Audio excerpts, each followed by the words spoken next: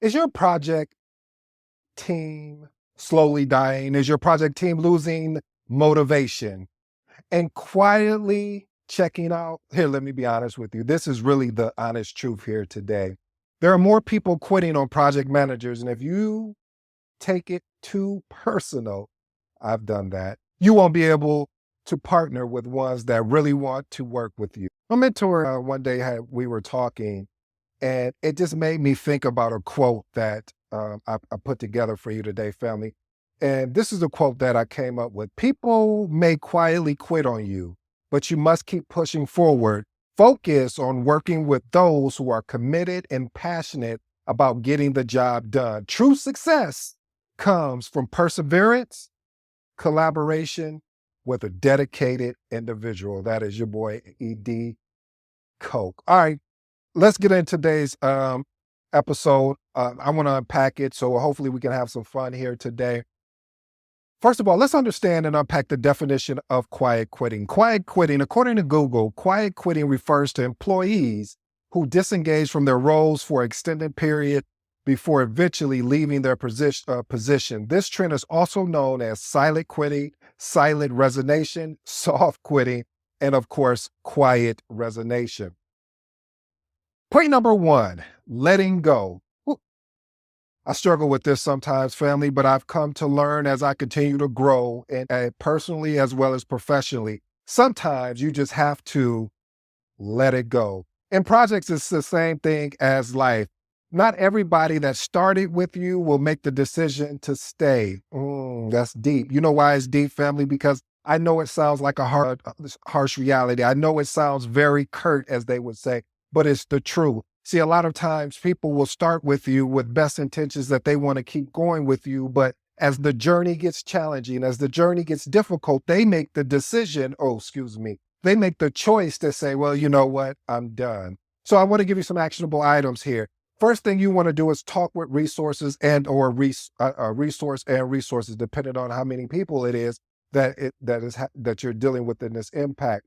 And you want to see if you can get through them. You want to be able to have a real transparent conversation and understand, are they truly here to really support the project? And if they are and support you, then they need to communicate to you what's going on. I know sometimes in life, there could be some personal things that impact your job performance, but let me know that ahead of time, because I'm over here assuming that you don't even want to be here. And if you don't want to be here, let me do it again. Let it go. If you had multiple conversations and nothing changed, it's truly time to allow this person to move on. And guess what?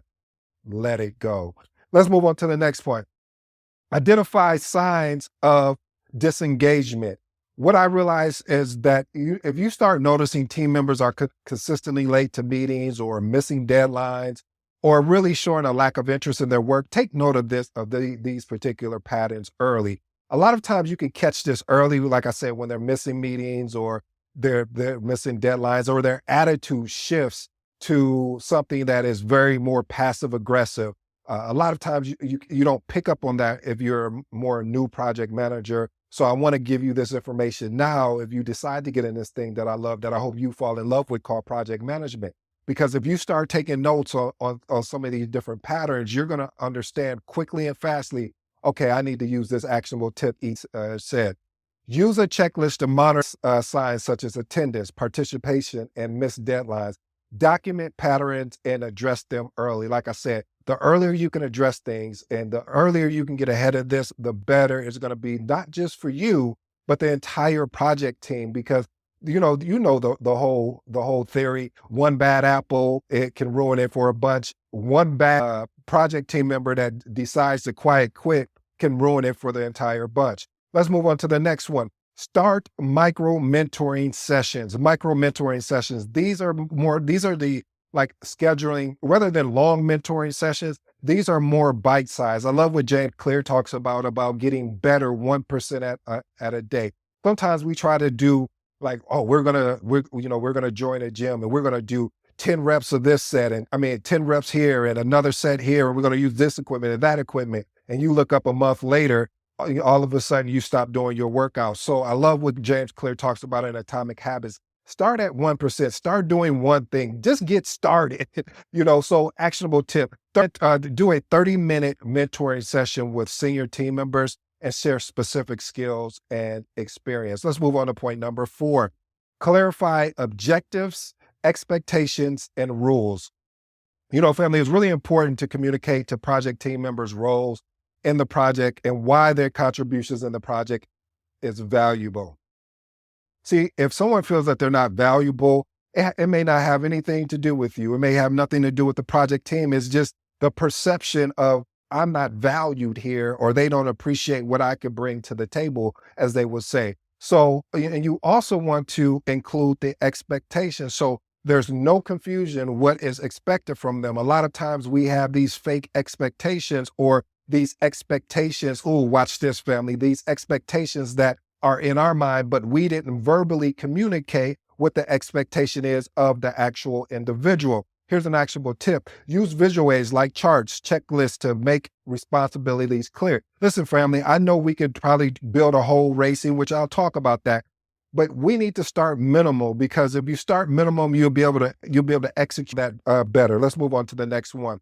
Create accountability partnership. Message. Anytime I say message, this is important. This is something you want to tune into. This is something, I don't care if you're looking at anything else, you need to lock into this particular point. Why is that, ED?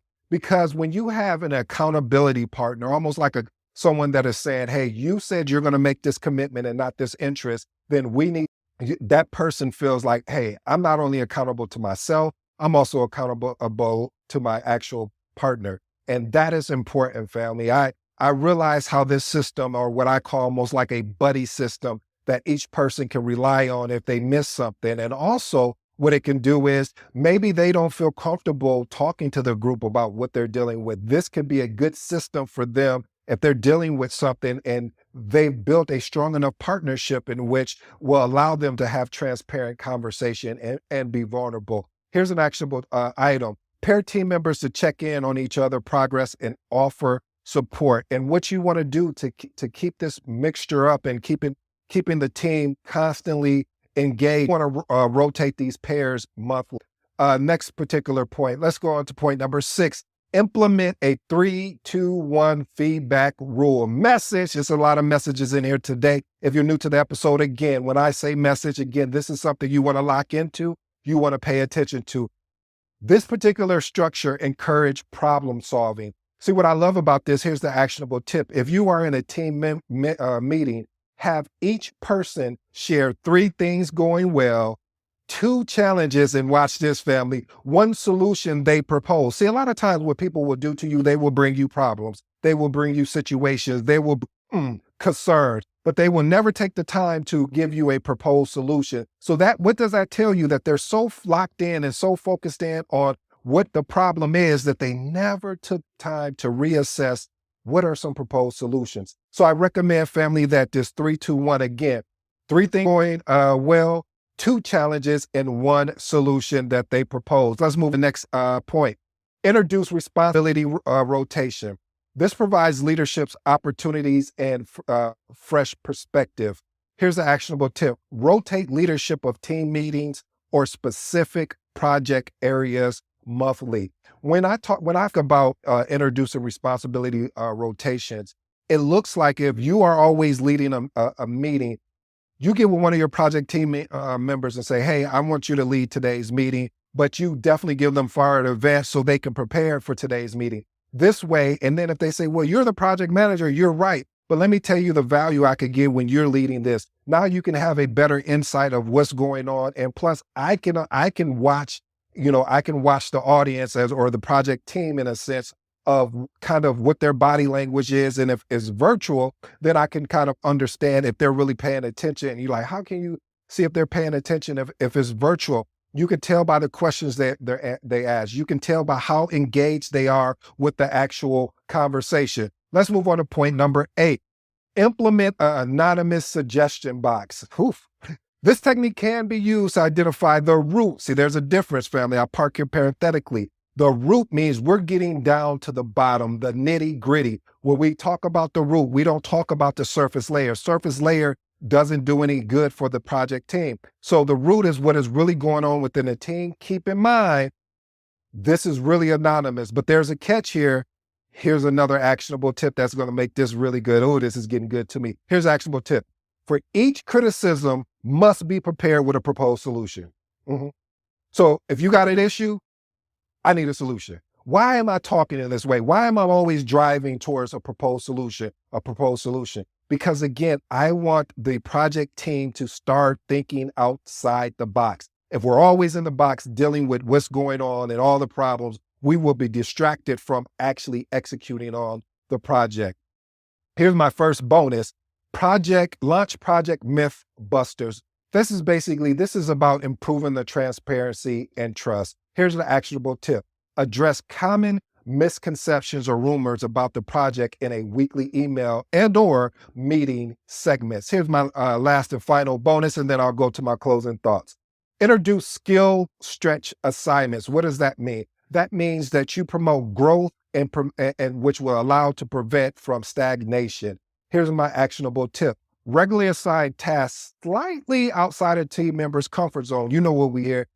We always look to be uncomfortable, even though we may appear comfortable, because what this does is stretches us. This is giving us an opportunity to grow, and with growth opens the door for opportunities. Here's my 3 closing remarks, family, and I'll let you be on your way. Whew, I'm sweating up here, but we're going to get this work in. Letting go. Like I said before, just to sum this up, sometimes you really have to let go. I wish that it didn't have to be this way, but if you continue to hang on to somebody or to hold on to a project team member that don't want to be there, then what are we talking for? Why are we even doing this? Why are we wasting each other's time when you won't take the time to reach out to me and I'm constantly reaching out to you to figure out, hey, talk to me. Let me know what's going on. If you don't want to go into details, that's fine, but let me know how I can support you. Point number 2, implement that 3-2-1 feedback rule. I talked about that again. The 3 things that goes well or going well, 2 challenges, and then my favorite, 1 solution they propose. And the last and final one is implement an anonymous suggestion box. Basically, you take people's suggestions, and here's the trade-off. Even though it's a suggestion, or let's say you identified an issue, you want to prepare that with a proposed solution. Well, family, I hope you enjoyed today's episode. I go by the name of ED. This has been another one. I hope you could tell that, man, I am sweating up here, but it doesn't matter. I was super excited about today's episode because I truly have experience where people quiet quit on me. And it is frustrating because you start falling down that rabbit hole or that trap of thinking, oh, it's my fault. I'm the one that created it. Maybe you did. But what if you didn't? What if it was something personal going on with that individual? Or what if something professional going on with that individual, but it's still having an impact on your project? I hope you enjoyed today's episode. And again, I go by ED. For all you smart and intelligent folks out there, it just simply means Ed. Until